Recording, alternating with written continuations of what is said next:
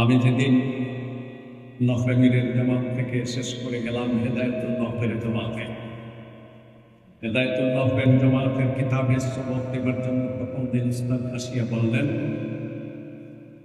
পড়া নিজেই শুরু করলেন। বিসমিল্লাহির রহমানির রহিম, আলহামদুলিল্লাহি রাব্বিল আলামিন, সালাতু ওয়াসসালামু আলা রাসূলিহি ইলা তিনি বলতে লাগলেন, পড়তে লাগলেন দেখে দেখে। তারপরে তিনি প্রশ্ন করলেন, তোমরা বলো এখানে বিসমিল্লাহির রহমানির রহিমের পরে আলহামদুলিল্লাহ,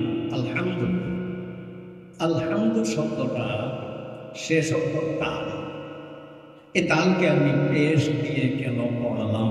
আমি আলহামদুলিল্লাহ জবর কেন দিলাম না? আলহামদি জের কেন দিলাম না? বলো তো দেখি, আলহামদুলিল্লাহি রাব্বিল আলামিন আলহামদুলিল্লাহকে পেশ কেন দিলাম? আমরা সামনে বসা ছাত্ররা কেউ উত্তর দিতে পারিনি। অবশ্য আমি তো ক্লাসের প্রথম ছেলে, ফার্স্ট আমি উত্তর দিতে পারিনি। তখন আমার উস্তাদ মোহতারাম আল্লামা ইউসুফ সাহেব তদানীন্তন সময়ের থাকেন মাদ্রাসার মাধ্যমে সাহেব বলেছিলেন, বাবারা তোমাদের 9 বছর পড়া হয় নাই, ইতিপূর্বে নফেমির পড়েছে, নফেমির পুজো নাই তোমরা, নফেমির পুজো নাই তোমরা, কয়েক মাস করে রমজান এসেছিল। এইভাবে এই রমজানে পরবর্তী রমজানে 5 রমজানে শুধুমাত্র নফেমির কিতাবটি পড়েছিলাম একজন উস্তাদের কাছে, আমরা কয়েকজন মিলে শুধুমাত্র নফেমির কিতাব। এবং নফেমিরের সরা উনি মোতালাক করতেন এবং আমাকে পড়তে বলতেন পত্রে মনির। যা হোক, আমার অনুরোধ থাকলো, যারা নোরানিতে পড়ো মনোযোগের সাথে ক্লাস পড়াশোনা করো, দিনাকা করিও না, শব্দগুলি শিখো ভালোভাবে, আরবি শব্দ, উর্দু শব্দ, ইংলিশ শব্দ, বাংলা শব্দ, শব্দের উচ্চারণ ভালোভাবে শিখো, শব্দের বানান ভালোভাবে শিখো এইসব। আর নফসরফের জামাতগুলির এরা খুব ভালোভাবে নফসরফের কিতাবগুলি পড়ো এবং এই মুখতাসর সেরে যাবে এবং এই মিশকাত দাওরাত ছাত্ররা আপনারা আসলে নামাজের পর থেকে 1 ঘন্টা সময় অন্তত হইলেও আপনারা এই নফসরফের ইত্যাদি কিতাবগুলি পড়ার চেষ্টা করেন। পড়ার সাথে সাথে ইলমুল ওয়াহি হাসিল করার সাথে সাথে ইলমুল ওয়াহি মোতাবেক আমল করিয়া দেওয়া, সিরত সুরত কোরআন সুন্নাহ অনুসারে হতে হবে, রাসূল তার সাহাবায়ে কেরামের মতো হতে হবে, সাহাবায়ে কেরামের মতো হতে হবে। রাসূল অতি মানব, অস্বাভাবিক মানুষ, ওনার মতো আমাদের অনেক কিছু হওয়ার নয়। সাহাবায়ে কেরাম আমাদের মতো সাধারণ মানুষ, এজন্য আমরা সাহাবায়ে কেরামের মতো আমাদের ঈমান হতে হবে, আমাদের আমল হতে হবে। এটাই কোরআনে আল্লাহ বলেছেন, আমিনু কামা আমানান নাস, আন-নাস মানে সাহাবায়ে কেরাম, আন-নাস।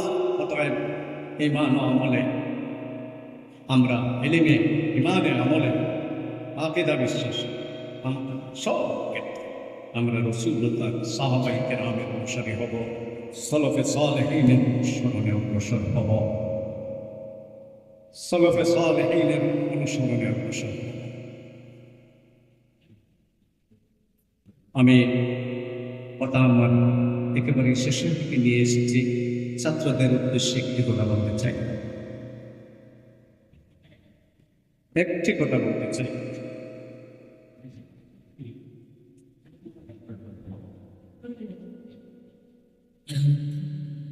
বাড়িতে তো মুরগি দেখেছ,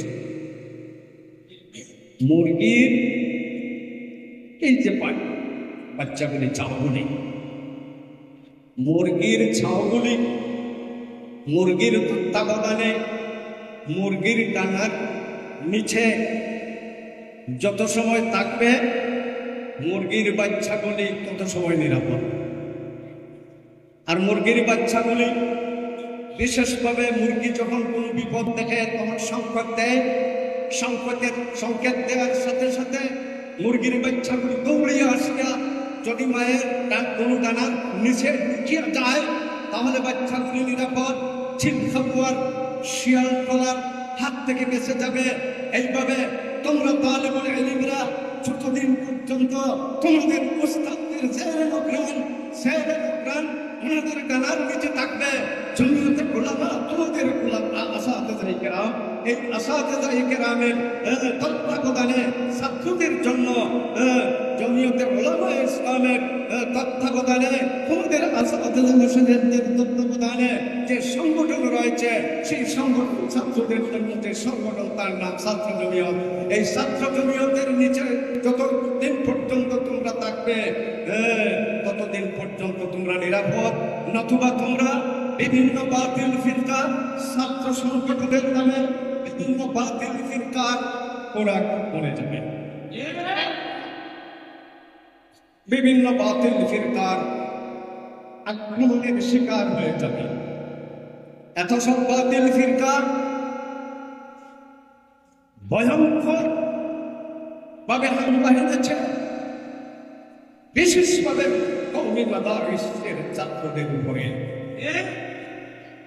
বিশেষভাবে কওমি মাদারিসের ছাত্রদেরকে বিভিন্ন বাতিল ফিরকা, তাদের সেই বাতিল ফিরকাগুলির তত্ত্বাবধানে ছাত্রদের জন্য দেয়া সংগঠন, সেই সংগঠনগুলিতে আমাদের ছাত্রগুলিকে নিয়ে যাবার জন্য সর্বশক্তি নিয়োগ করে মাঠে নেমেছে, সর্বশক্তি নিয়োগ করে মাঠে নেমেছে।